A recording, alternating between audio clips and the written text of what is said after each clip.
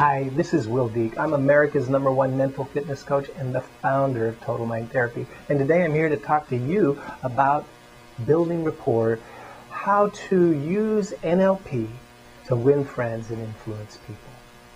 Now, when you talk about winning friends and influencing people, first I want to talk to you about one way that anybody can use anytime that will connect with another person almost instantly, and that's simply to smile.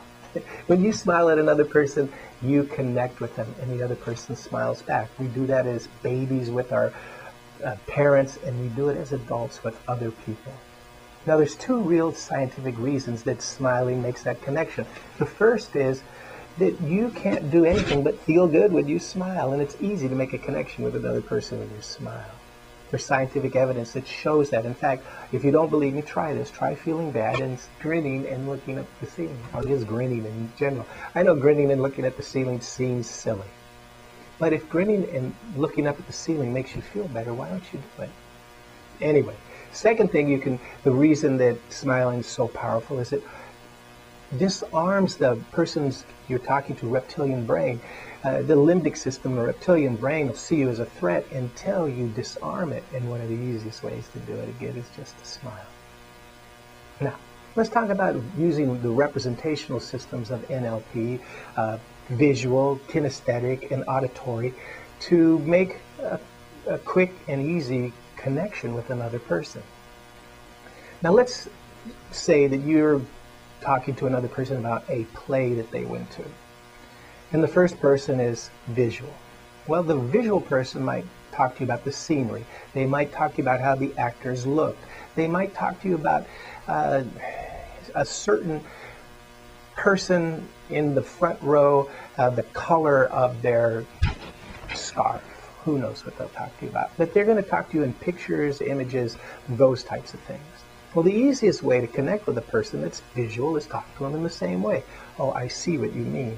Oh, that's quite an image you're painting for me. That I can picture that. The second way, of course, is auditory. If a person's auditory, they hear things. Well, if they hear things, then they're going to say things like, I hear you. That sounds good to me.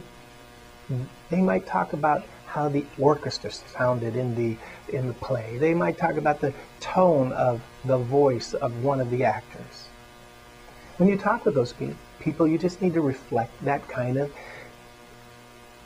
information back to them. So, for example, that sounded right. I hear you. Those types of connections can easily make that auditory person feel like you're connecting with them and understand them. The final, of course, is kinesthetic. Those are touchy people that like to touch things. They might talk about how cool it was inside the playhouse. They might talk about how hard the seat was. They might talk about a smell they smelled during the play. But those kind of people, you want to use words like, oh, I can tell that touched you. That type of terminology resonates with a kinesthetic person. And when you can resonate with a kinesthetic or auditory or visual person, it doesn't matter. If you use the same language, it's similar to using the same language of a person that doesn't speak English. Let's say they're Chinese and you speak Chinese to them. You connect with them. But if they speak Chinese and you speak English, you never connect with them. And that's why sometimes people have problems connecting with their children or people at work, because they're using different languages. They think it's the same language, but it's not. So, real easy, kinesthetic, auditory, visual, listen for words, and try to connect using the same type of vocabulary. You'll make amazing difference in your life. Again, I'm Will Deek. I'm the founder of Total Mind Therapy and America's #1 mental fitness coach, and I'm wishing you nothing but success. Have a wonderful day.